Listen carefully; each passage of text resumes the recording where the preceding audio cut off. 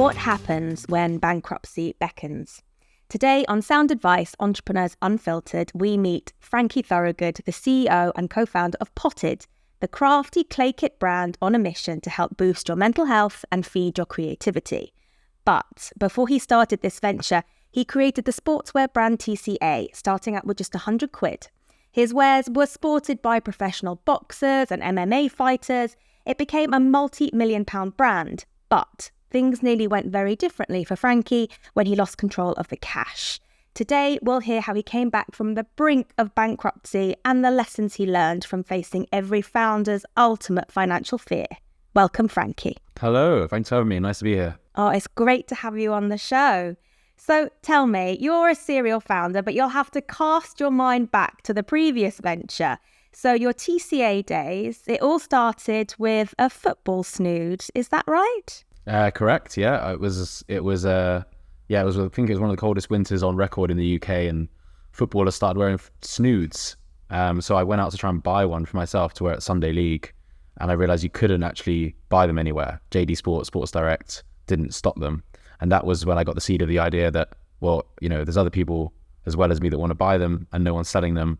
So let's maybe give it a go. So you had your finger on the pulse. You managed to source them yourself, presumably, and perhaps started selling them before anyone else had cottoned onto the idea? Yeah, I'm sure I was the first person in this country definitely to be selling them. I still don't know to this day whether footballers were getting them. They must have had some overseas supply.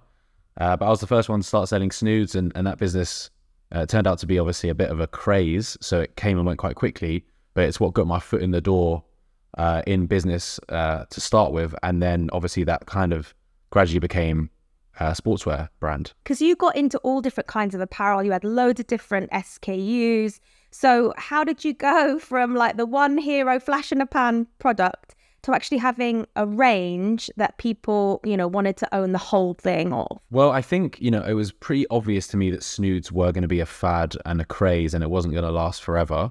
And in fact, what did eventually happen was the Football Association banned them, so footballers had to stop wearing them, which ironically turned into a huge day for sales because it hit the news. But the writing was on the wall for snoods, from the start. So I kind of knew that wasn't going to be a sustainable business. So I, as a person that loves doing sports, and I was playing football all the time, I just kind of was aware. I could basically see footballers have started to wear something underneath their jerseys, which was a new thing. So when they would exchange shirts at the end of the game, they were wearing something underneath it. And it turned out that this was coinciding with the time of the rise of Under Armour in the US.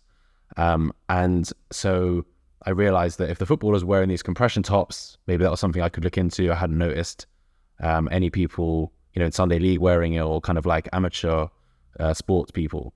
So that's where the next idea came from. And I thought, let me investigate compression wear, the benefits, and maybe I can kind of go there. And that was the next step.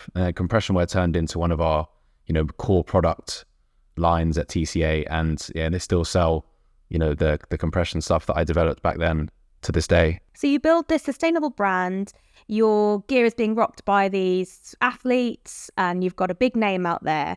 So tell me, how did it nearly all come crumbling down? What was your flirtation with bankruptcy? Well, I think to simplify it, I didn't understand the concept of cash flow.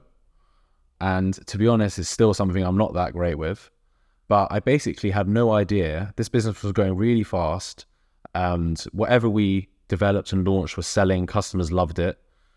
And I just hadn't wrapped my head around this idea of cash flow. I literally didn't understand the concept. So when things are going really well, I was like, okay, let's expand the range. Let's launch 20 or 30 new products this year, instead of the 5 that we've been doing, because clearly there's demand for what we're producing.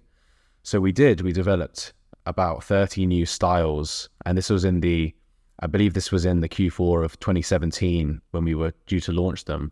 And they were great products, carefully developed with the team, and so we were pretty happy with them. But the problem was I hadn't understood the concept that I would need to pay the suppliers back before I'd had time to sell the stock.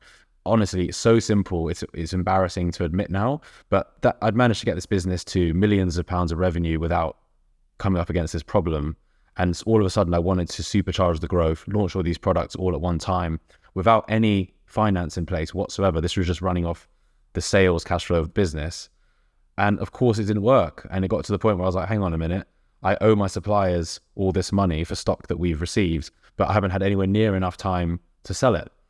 So it's pretty much as simple as that. And that's how we ended up in that mess. Can you remember the day or where you were, or like how it all came unraveling? Did you suddenly speak to your accountant, your FD, or did you open a banking app? What was the moment that hit you and you were like, what am I going to do? Well, the thing is, it comes on a little bit slowly. There's one supplier set, invoice due. And I'm like, oh God, like that's a bit of a stretch. Like we can pay it, but the bank account's looking a little bit empty. And then the next one comes in and you're kind of then scraping the bottom of the barrel. And eventually it dawned on me that this was a problem. And at that time, there was basically no financial control in the business at all. And it's just because it's not something that I'm interested in or good at. I'm good at the other stuff. I just hadn't bothered to think about it enough. So it wasn't a single day, but it just slowly crept up on me. And I was realizing that we weren't being able to pay these people back. And the stock wasn't selling fast enough.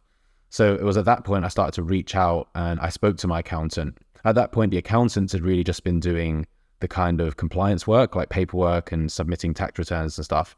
They weren't actually overseeing the finances of the business and making sure something like this didn't happen. And I think, to be honest, like it's maybe a lesson for people listening, is that at least for me, like I kind of thought like my accountants, although they were being paid, weren't being paid much, they were essentially just doing, like I say, the compliance. I kind of had this idea in the back of my head that maybe they would know, or maybe they would warn me if something was going wrong, but they weren't paid to do that and they weren't doing it. So that was, that was a huge kind of oversight again by me. And I think like maybe I was just sort of like wishful thinking, like I'm sure it'll be fine, the accountants might be on it. They weren't on it. I was lucky to have a really great, accountant that I was working with, and I went to her and I said, I think I'm in a bit of trouble. What can we do about it? And she was one of the people that really helped dig me out of the mess. So how big a hole were you in? How much did you owe? I think it's about 300,000 is what we ended up in a hole. And so a huge amount. And the problem is, once you need that money desperately, people don't want to give it to you. Because you're not like a really, particularly like attractive borrower at that stage. Even though we had a really healthy business, we had like products that would, perennial sellers that even to this day are the top sellers on Amazon. We had that, we knew that we had a good business.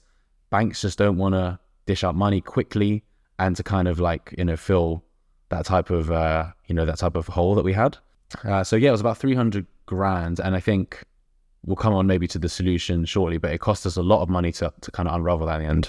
I often hear this from entrepreneurs where it's like, the bankers only want to give you an umbrella when the sun is shining. When it starts to rain, that umbrella, there's no sign. Get your umbrellas early. Get your umbrellas early. Yeah, that should be the motto on every founder's t-shirt.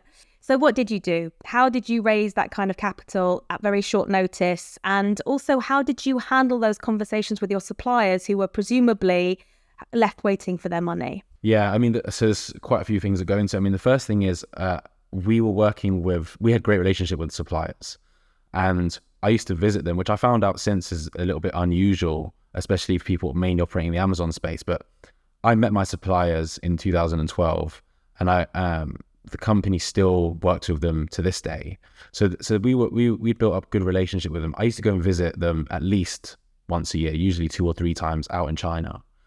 So we had reasonable terms, although they weren't good enough to allow for the mess that we were in. But, we also had like a good working relationship, a personal relationship with those guys. So, some of them we were trusted, customer of theirs. They were kind of happy to just hang on a bit and trust us. And so that kind of bought us a bit of time.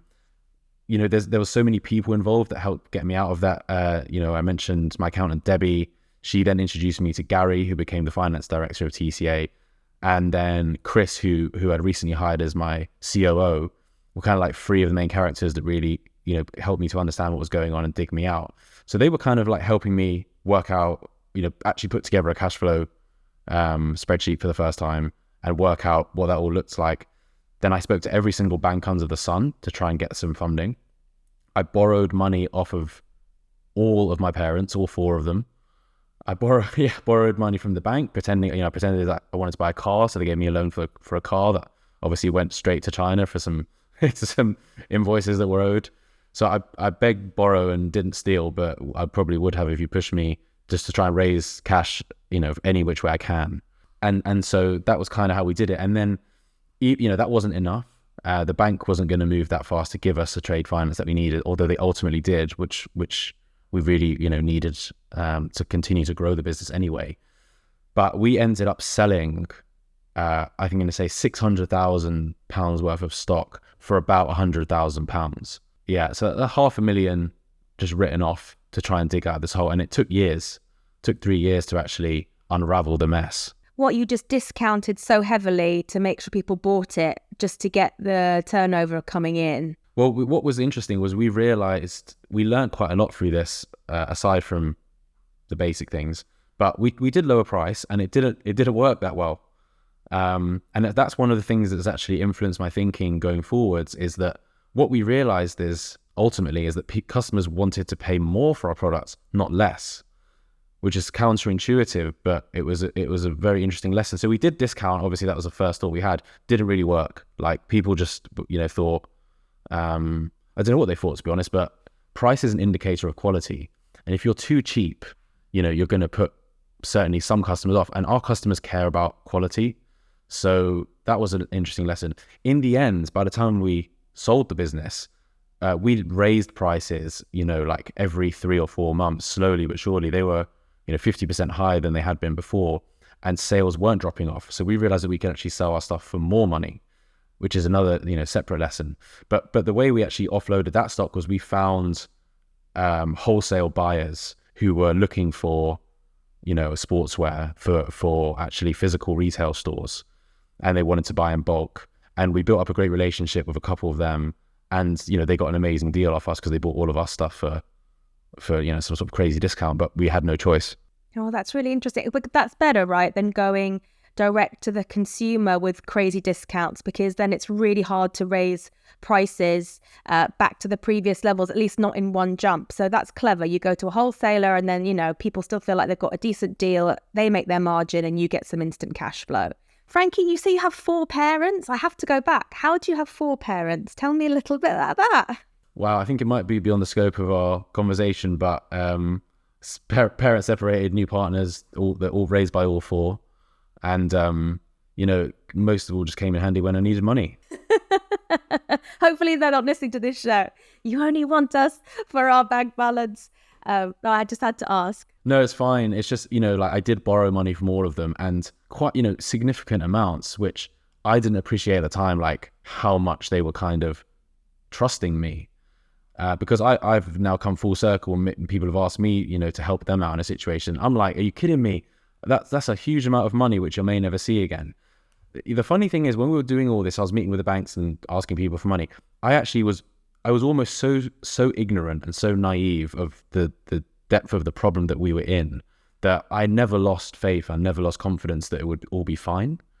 And it's almost like, that kind of ignorance, I guess, ignorance was bliss. It just gave me that confidence to go to people and say, like, no, it will get your money back. It's a really good business. We just have a short-term problem.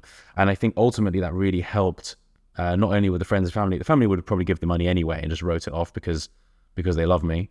But the banks, the banks had to kind of take a little bit of a risk on me. And I think it did help, almost being so naive. But I paid back on my parents. But talk to me a bit about your mindset then, because you've mentioned the positivity that you brought to the situation, which I think is amazing and we can expand on. But what were your feelings when you realised that you'd spent all this time building this amazing business, and this one mistake, this one kind of silly oversight threatened to completely unravel everything that you had made? What were your emotion? What was your emotional state like at this point? How did you have kind of feelings of terror, failure? How did you feel at this point? I really think I'm the type of person, and I think a lot of entrepreneurs that might be listening could relate to this, but I thrive on a crisis. I love it. When I've got my back to the wall and the odds against me, to be honest, is when I perform my best. It was time to me, I kind of thrived on the challenge, and I just said, it's time to knuckle down and go to work to solve this. And I just, I really back myself in those type of situations where everything's on the line, and I've just, like I say, just got to knuckle down and go to work and turn it around. And it's also the time when other people would be keen to write me off. It's probably, my motivation more than anything is to try and disprove people. So, that was kind of what the feelings were for me. Underneath that, I think if I'd had time to dwell and stew on it, it could start to become the less productive emotions of fear and just kind of like, ruminating on what, because I'd put so many years into the business at that point, it could all be coming to nothing. I just think of my natural state is not to go down that negative route, and it's just to, like I say, come out swinging, try and solve the problem. So, that's kind of how it played out in my head, really. And when you say back yourself, do you mean just having faith in your instincts and trusting that you will be able to work it out? What does back yourself mean? I think I've got what they call in psychology an inner locus of control, which I think a lot of entrepreneurs probably need this to be successful, but that means that I feel that I am responsible for what happens to me, whether it is good or bad. And so I felt responsible for creating the mess that I was in, and I also felt that I was in control of being able to turn it around. So I think it's a natural, innate, something I was either born with or developed early on. It's just that, inner self-confidence. And I'm not like that with everything, but I do think whether I win or lose, I always feel like it was in my power to do so. And I think as a general rule, it's probably quite a good place to be. Although the flip side of that is you can start to think that you need to control everything or you need to do everything, and you start to struggle with things like delegation. And maybe sometimes things aren't directly down to you and they were good or bad, but you might take responsibility for it. So it's a double-edged sword, but that, I think the good side of it is what helped me out in this case. That's really fascinating. And I think a lot of people listening will, as you say, they will identify with that feeling, and that feeling of being an agent of their own destiny and being able to steer the ship one way or another. And you did steer this ship soundly in the end, and TCA became a multi-million-pound brand on Amazon, where it can be extremely hard to stand out from competition, especially in something like sportswear, where I don't even want to imagine how many different shops and Amazon itself selling all these different types of sportswear. So how did you do it? So I think the Amazon piece is quite interesting, and I did a presentation on this at an Amazon event last week, and it kind of forced me to go back and investigate the story and what I had done a bit more. And I think the way I was able to be successful on Amazon, ironically, was to do pretty much the opposite of what every other single person who tries to be successful on Amazon will do. So, by way of example, I didn't turn up to Amazon thinking, I want to sell something and make money on Amazon. What my mission was to create a world-class sportswear brand that just happened to be selling on Amazon.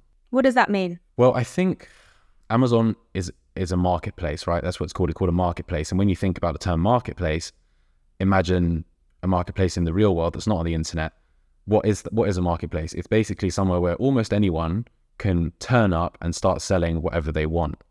And they tend to go towards lower quality products because of that reason, because there's a very low barrier to entry to turn up and sell in a marketplace. My instinct was everybody is shopping on Amazon and they actually want to buy good products. They don't want the cheapest thing. And so if we can create, like I say, a world-class sportswear brand with incredible products that we spent months and months, sometimes years developing and designing, and we put that into the Amazon marketplace where everybody else is playing a price game and selling low quality things, we might just clean up and we'll be the outstanding brand in that context. So that was kind of what turned out to be a bit of a USP with the business, was a focus on great products, focus on a great brand, and just taking that and putting it into a context where that was actually quite rare. How do you communicate that on Amazon though? Because you're presented with this very sort of anodyne shop window, and it's very hard to stand out, right? Because ultimately you have to just show a picture of what you're selling and you've got limited space. So how do you communicate quality, especially if people are searching and, you just see all these little icons, all these little different versions of things. So how did you do that? Yeah, good question. I mean, it changed over time. So back in 2012, Amazon Marketplace was very in its infancy, and you actually got very few tools to play with. So you had basically a product gallery and some bullet points and a title. So very constrained, but even within those variables, I was able to convey to the customer that they were buying a great product with a team behind it that had thought about what they were selling, and they weren't just churning out cheap rubbish. So it's small things, but my background's in marketing. Before I started TCA, I actually wanted to go into the advertising industry, and that's because I love working out how to communicate to customers, which is what advertising is to me. So it was tiny things. In the bullet points, it was a tone of voice and the copywriting, which I did all myself, and I still do now, because I still think that that's something unique that I can bring to the table. So writing in the right tone of voice, it would stand out from maybe a competitor that's just listing some features, in a very direct, and there's no kind of emotion behind it. One of the simple things I did was just naming the colors of the product. So we would have let's say a compression top in the early days that was blue, red, black, and yellow. So I spent hours, probably too long in hindsight, thinking of what shade of blue that represented to me and what I would like to label it to a customer. So it would end up being, I can't remember a good example now, but there'll be a cool name for a blue color, and there'll be a cool name for the red. So they weren't just these obvious primary color names. And customers, that speaks to customers. They understand that you're working with a real design team and it's a kind of like a brand that's got some thought behind it. So even in the early days, 2012, when all you had was pictures, title, bullet points, we could still stand out. The product imagery, of course, spent hours on just to make sure that the lighting was correct and we could show it off to its best ability.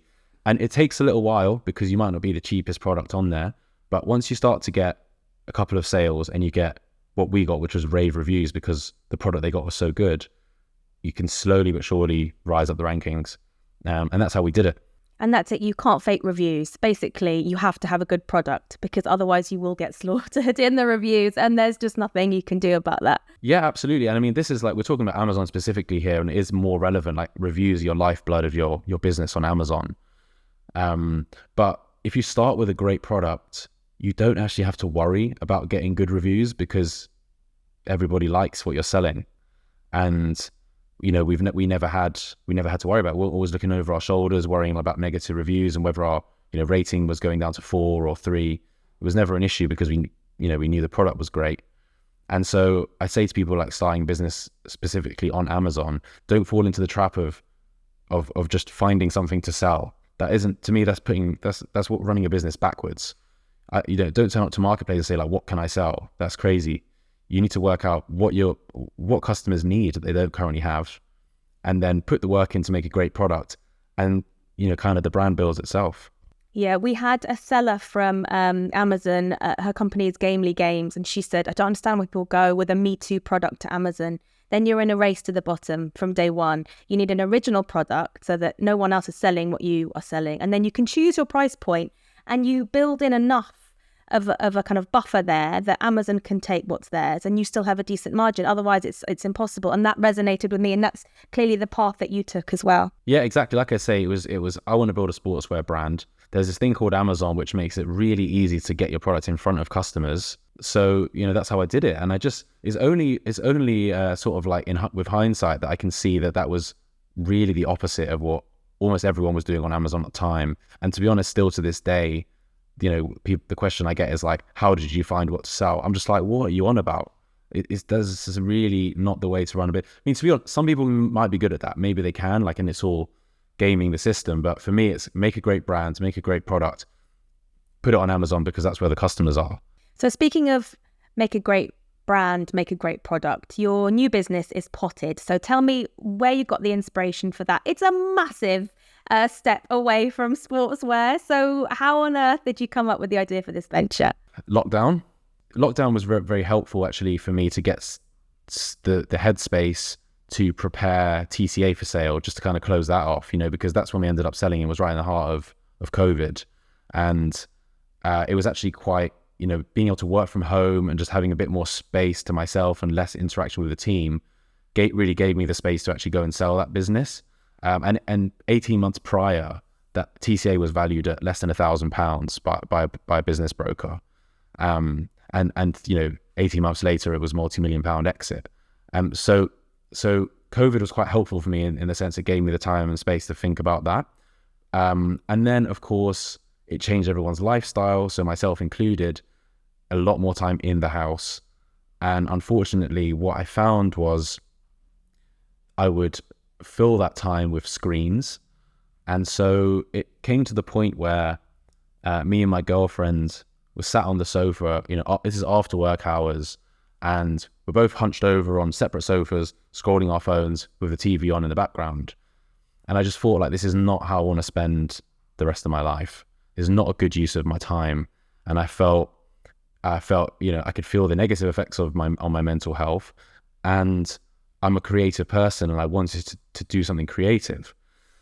So we decided, like, we're not going to do this anymore. And we started to experiment with different types of craft products, because that was, like, obviously a great thing to do in COVID at home. And we tried various bits and pieces. And the one we liked most was air drying clay. And, basically that's where the idea came from. And I thought to myself, well, I know that TCA is going to be sold in a few months, because we were kind of on that process. And I thought, what am I going to do afterwards? I've heard a lot of stories about people that put their heart and soul into a business for years and they sell it and then they're just depressed afterwards. And I thought, I really don't want that to be me. So why don't I start a little side hustle with this, air drying clay, and just, that'll keep me busy once TCA has sold. So that's kind of how it got started. That was the inspiration. And like I say, it really just started as like a little bit of a hobby on the side. Really started from scratch, cutting up blocks of clay on the kitchen table, wrapping them up, posting things out. It was kind of like back to day one of TCA again. But that's how it all came about. But did it very quickly mushroom from this tiny little side hustle type venture to being something that was a bit more, had legs? And how quickly did that happen? Yeah, so it did. I mean, we, started off very small, like 50 units of this thing.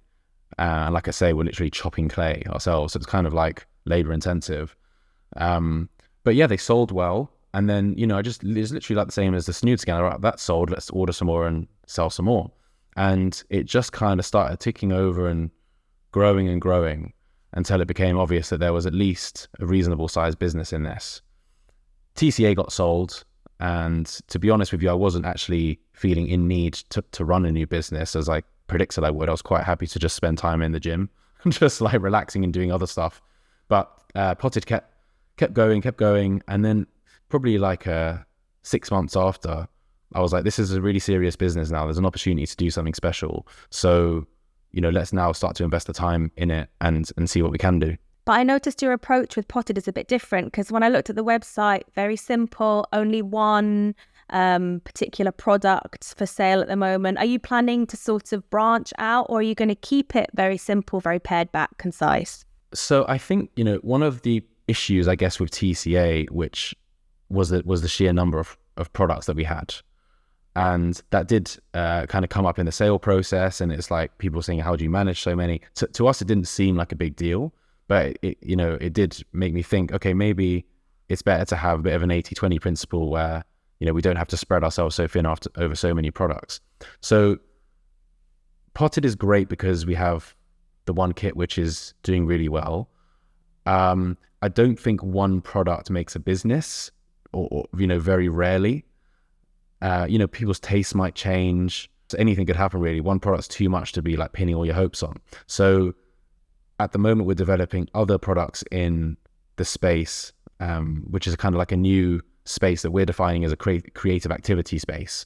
And so I don't see any reason why we shouldn't expand the brand and expand into more products that kind of hit the same points, for customers that Pott'd did. So it's about encouraging creativity and being good for your mental health, and ideally being able to share it with someone else, whether it's like a partner or friends.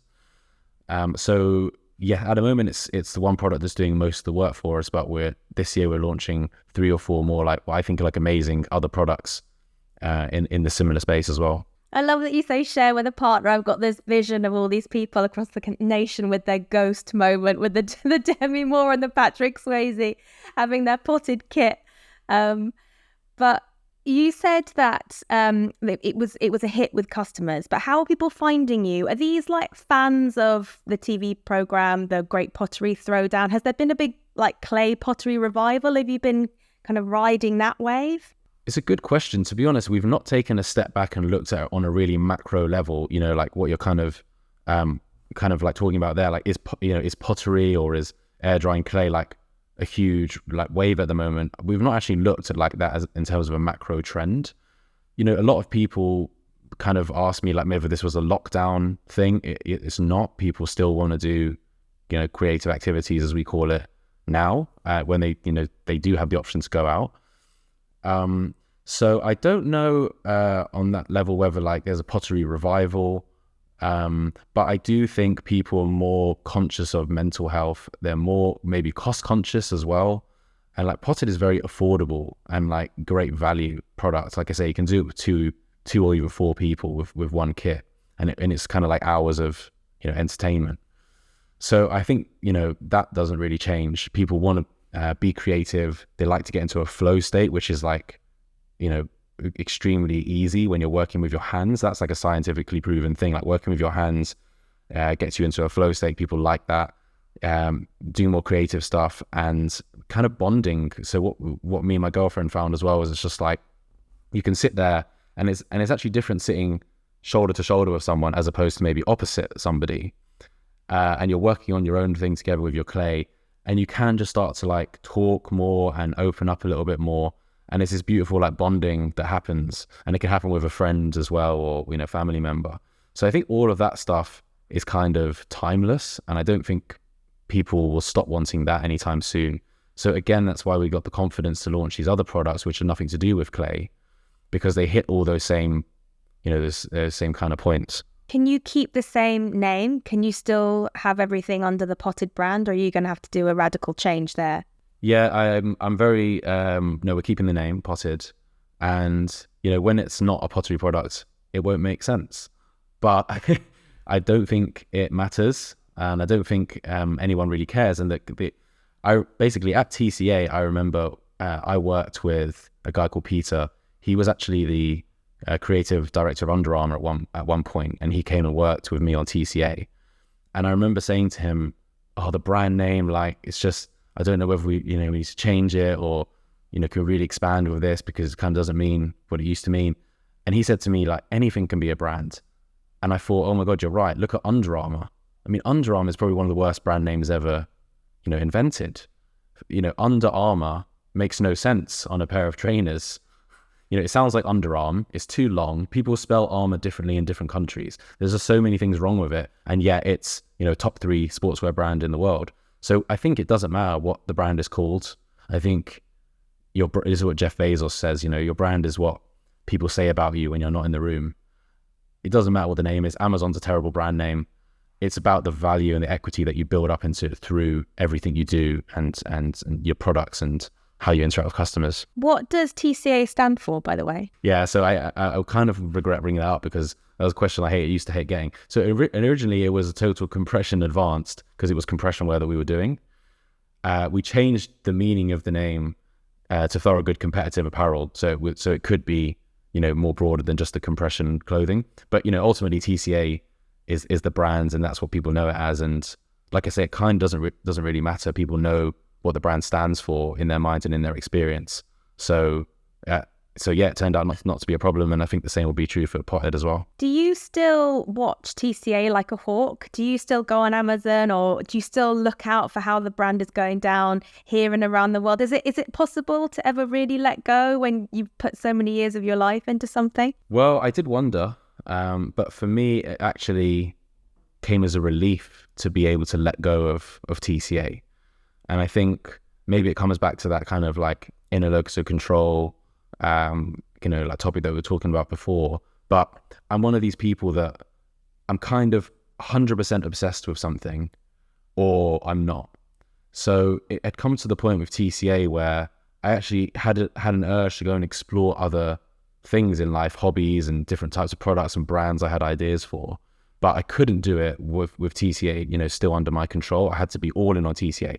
So it became a real relief to me to be able to relinquish it and have a clean break and say, you know what, I've done my part on this now and it's someone else's job to take the journey further. So from that perspective, it was a very, a good thing for me to sell the business. And, the team stayed on after the sale. So I knew it was in good hands. And I did get updates and I heard about things doing. They launched some amazing new products, which, they wouldn't have done. I probably wouldn't have done. And they, had a different leadership. So they went and did those. And in the kids sportswear, which I think is some really awesome stuff. So yeah, I was really happy with how they took it on. And the only bad news was that whenever I need new things, I actually have to go and buy it now, like a normal person. What, you don't get a founder discount? I think the founder discount ran out now. You literally have to go on Amazon and order things. And that point about kind of moving on to new things. So you're still young. Like, is Pott'd your swan song venture? Is that going to take you to the end of your days? Or do you have like loads of other ideas that you're desperate to bring to market at some point? Yeah, I think a lot of my ideas are around the creative activity space that we're doing with Pott'd. We talk about mental health a little bit and creativity. Like, those are two of my kind of like passions and I guess like my core values. So Pott'd, I can see being, it is a very successful brand, but I also kind of would like to see an impact on, another level as well. So for example, with Pott'd, we work with a charity called North London Cares, which is like helping like more older neighbors, in the area who are kind of struggling for a social connection. And the charity brings those people together for activities and stuff. So I started volunteering at some of those. And I said, well, how about we do like a clay, pottery night? And so we donated all the kit and we went in and like taught these guys how to use it. And I think people had an amazing time and it was a real hit. So we're continuing to do that type of work with North London Cares. And I want to start working with some other mental health charities as well. So I'm excited about that for the future of Pott'd, is to make an impact outside of just the business, which, like, to be honest, is a kind of strange thing for me to even say. Like, it doesn't seem like me, but it's something I'm passionate about. So I think that's like driving me forward. And then no, I don't think Pott'd will be my last business. It might be my last physical product business for a while. I'm not sure. It's something I do know how to do, but I'd be keen to learn how to maybe do a different type of business model in the future. And I think I've got like personal projects that I want to work on, like writing and other like creative pursuits. So they might turn into businesses as well, I'd imagine. It's interesting how, as a leader, as an entrepreneur, as a human being, obviously we always evolve and our motivations change, our goals change. So it's good to kind of leave some space for that to happen. But Frankie, I have one more question for you, and I can't resist asking you this. I saw on your LinkedIn that the quote on your page is the best founder and CEO of all time. And there's like a list of the awards every year, and then into your future, into perpetuity, the best founder and CEO of all time. Tell me about that. I mean, I don't know if you spend a lot of time on LinkedIn, but it is full of garbage. It is just full of it. And I haven't got time for that type of stuff. People really bigging themselves up, going on about how great they are, these awards. I mean, that joke about the best CEO was, I went on someone's profile who was trying to help me sell TCA at one point. And his profile had like CEO of the Year award. I was thinking, who's giving out CEO of the Year? Like, and who are you? I've never heard of you. You're not CEO of the Year. You've got like, you know what I mean? Like, it's just ridiculous. So yeah, I just don't have time for that stuff on LinkedIn. So, I think like I just deal with the absurdity of existence by shoving absurdity down existence's throat, I guess. I think that's an amazing place to stop, and what a quote to end on. Huge thanks to Frankie for joining us today. You can find him on LinkedIn.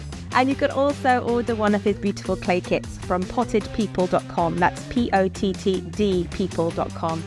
If you enjoyed this episode, we'd love if you could take a few seconds to hit subscribe on Spotify or iTunes or whichever platform you're on right now. I'm your host, Bex Byrne-Callender, and we'll be back next week with another incredible business story. So see you then.